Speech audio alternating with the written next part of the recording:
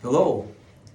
Today we have a Colt single action 38 special, second generation gun made in 1957.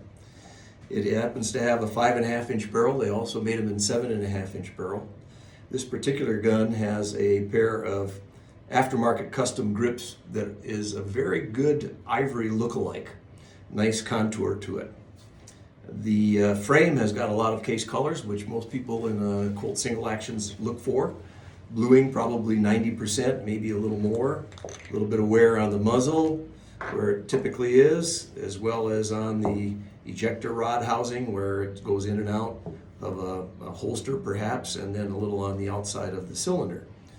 This particular gun in 38 Special is fairly rare in that most of these 38s were converted to 45.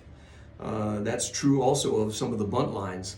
And the reason they did that is because the 38 was not very attractive as an original Colt single action caliber. They did make some in the pre-war Colts, but very few of them.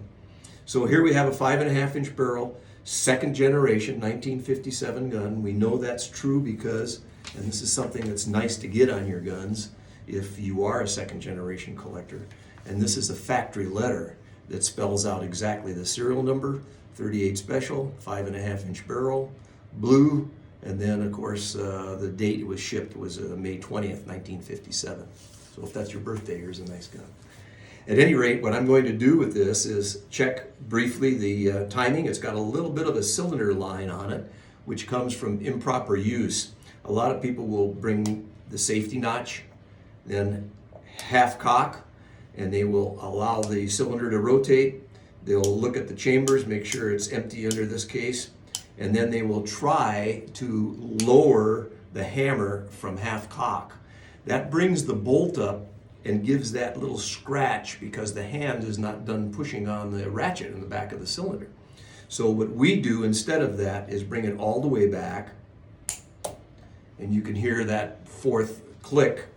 The bolt then comes up into the approach notch and then falls into the locking notch, and we have a good solid battery gun. This one is quite tight. It looks as though it would be a good shooter, and of course a lot less expensive ammunition with 38 Special. So a very collectible gun, second generation with a letter. These will run anywhere from $2,000 to $3,000 in second generation. This one with a very nice pair of aftermarket custom grips that look very much like ivory. Would probably be about a $2,500 to $3,000 gun, maybe more.